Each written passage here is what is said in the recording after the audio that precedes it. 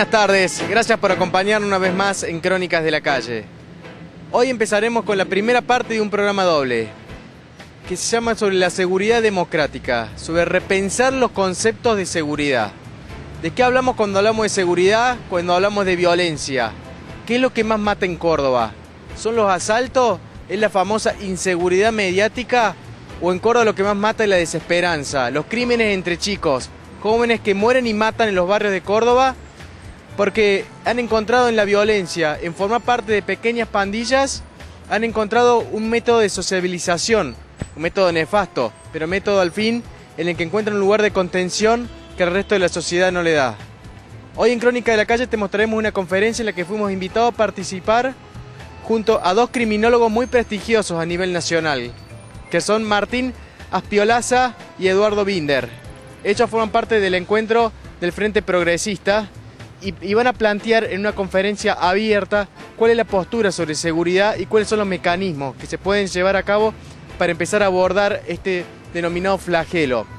Nosotros, por nuestra parte de Crónica de la Calle, damos nuestra visión sobre qué es lo que pasa en los barrios de Córdoba y de qué es la violencia y la verdadera inseguridad. Hoy te vamos a mostrar la primera parte, que la vamos a seguir después la semana que viene. Y después en los programas sucesivos también vamos a ir hablando de la violencia en los distintos barrios de la capital cordobesa. Bueno, mi hijo entró muy grave, sábado la noche, cuando le reventaron la vena en la carótida, una herida de arma de fuego en la espalda, que casi le rozó el hígado. Estuvo muy grave, fue operado de la carótida, digamos, y le dio un infarto cerebral de la misma lesión. La policía también te llevan, te ven trabajar y te llevan lo mismo. No tenés nada que ver y te llevan. ¿Tenés miedo? Sí, más porque vengo con el bebé y a la madrugada está muy oscuro. Ahora llego tarde porque vengo del dispensario que lo traigo el bebé. 8:20 de la mañana llegó un joven con herida en flanco izquierdo, herida de arma de fuego, llegó en paro cardíaco, se lo reanimó, revivió ese momento, se trató de compensarlo hemodinámicamente dentro del hospital, pero bueno, fue imposible y terminó falleciendo. Brian Rivas tenía 20 años y en la madrugada de este viernes se convirtió en una nueva víctima fatal de la violencia extrema en el Marqués Anexo.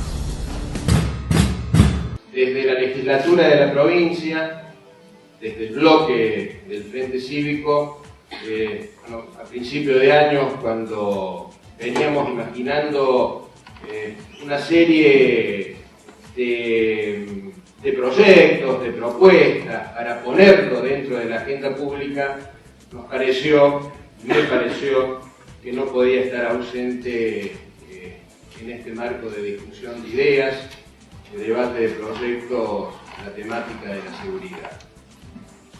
Que por varios motivos, quizás simplificándolo, yo diría que si hoy hacemos un elemental ejercicio de ordenamientos de las prioridades que tienen los hombres y mujeres de la provincia de Córdoba en cuanto puedan expresar sus preocupaciones cotidianas, y seguramente no nos equivocaremos si terminan colocando en esas prioridades a la seguridad como política pública o a la inseguridad como un problema cotidiano, quizás al tope de esa grilla de prioridades. Sabemos que al hablar de inseguridad o de violencia no estamos hablando solamente de un problema policial, sino que es un problema mucho más amplio, pero en el que a nivel provincial, incluso a nivel nacional, parece que las principales respuestas son policiales.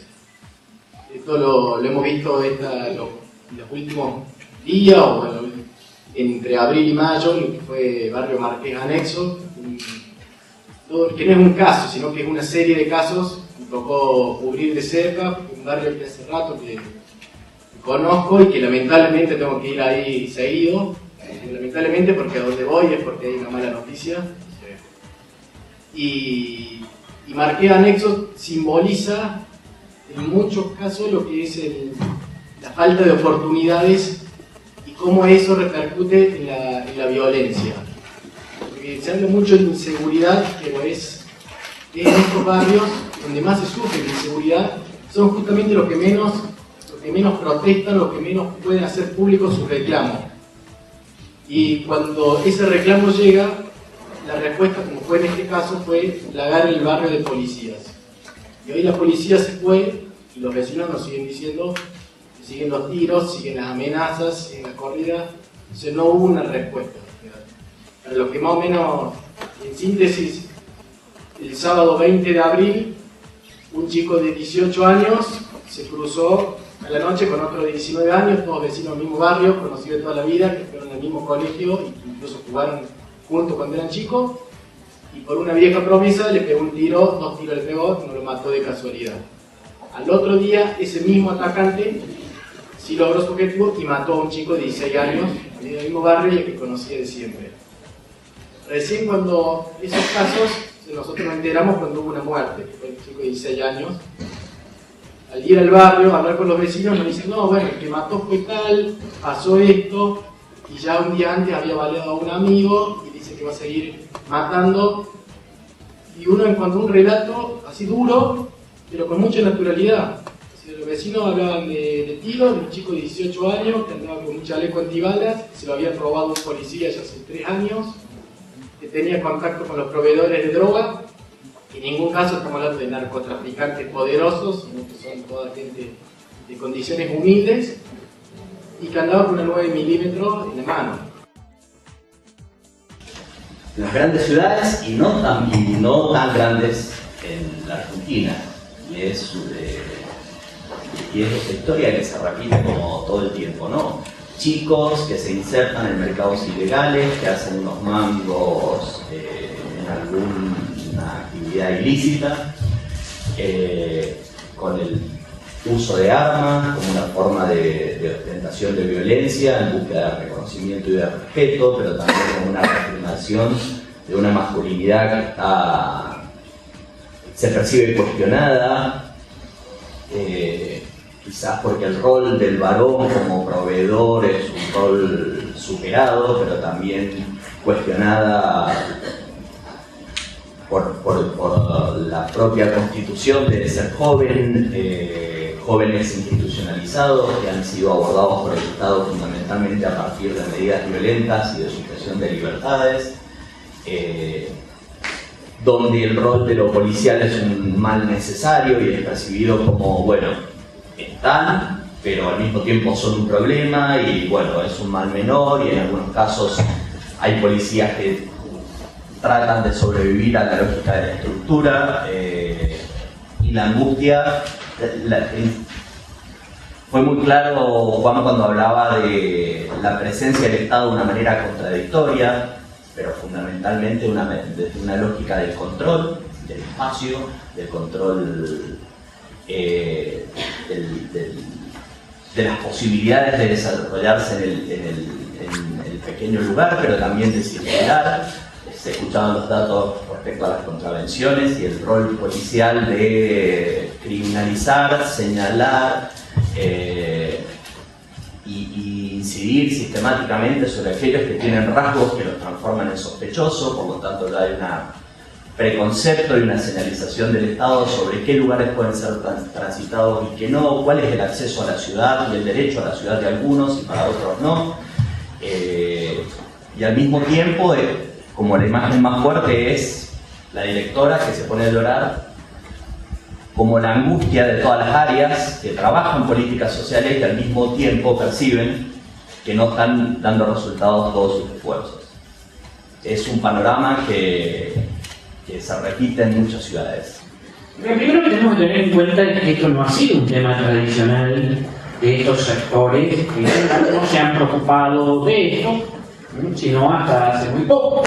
El problema que tenemos es que esta nueva preocupación que se tiene desde los sectores progresistas, los sectores de izquierda, que advienen, empiezan a preocuparse por los problemas de seguridad, digamos, responsablemente se debe hacer desde el ámbito del gobierno, al no tener esquemas de análisis propios, empiezan a copiar la forma como se hace política de derecha.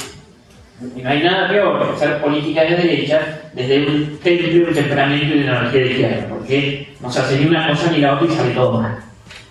Con lo cual, acá tenemos un desafío muy grande. Un desafío muy grande que implica una serie de discusiones muy precisas, muy complejas. Todo problema de seguridad, todo problema de inseguridad es siempre la conjunción de tres dimensiones que se chocan. Es una obviedad, lo voy a decir, pero no sirve para tener un esquema de análisis. Un conjunto de factores sociales, X, un conjunto de respuestas estatales y una dimensión que llamamos subjetiva, que tiene que ver con las percepciones que tiene la sociedad, las emociones que tiene la sociedad también, respecto del choque de estos factores sociales y de estas respuestas estatales. Siempre, atrás de un problema de seguridad, vamos a tener las tres dimensiones. Y desde una visión progresista de izquierda de la sociedad, tenemos problemas con las tres dimensiones. ¿Cuáles son los problemas que tenemos respecto del análisis de los factores sociales? Creo que quedó en gran medida en evidencia con las exposiciones de Juan y de Martín. Bueno, que desde los sectores progresistas, por ponerle este nombre, todavía estamos atrapados por arquetipos muy simplistas frente al problema de la criminalidad, tales como todo problema de criminalidad en el fondo es un problema de un chico que tiene un problema de socialización, que ha sido mal educado por sus padres, por lo tanto hay que corregirle eso, o que se trata de alguien que es pobre y la pobreza lo empujó a eso, y si le resolvemos el problema de la pobreza va a dejar de haber criminalidad. En el fondo, cuando a uno le empujan al diseño de políticas, y esto lo veo permanentemente, los políticos de estos sectores, a la hora del apuro, se vuelven a instalar en sus arquetipos básicos y pretenden hacer política de seguridad de la política social.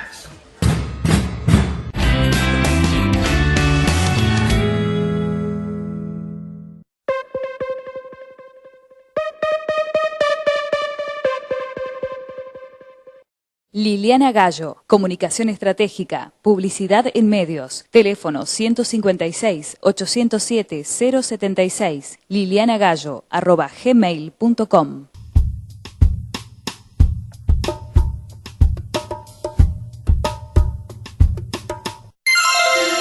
Mario de Cara, defensor del pueblo de la provincia de Córdoba. Defendemos tus derechos. Llama gratis 0800-777-0337.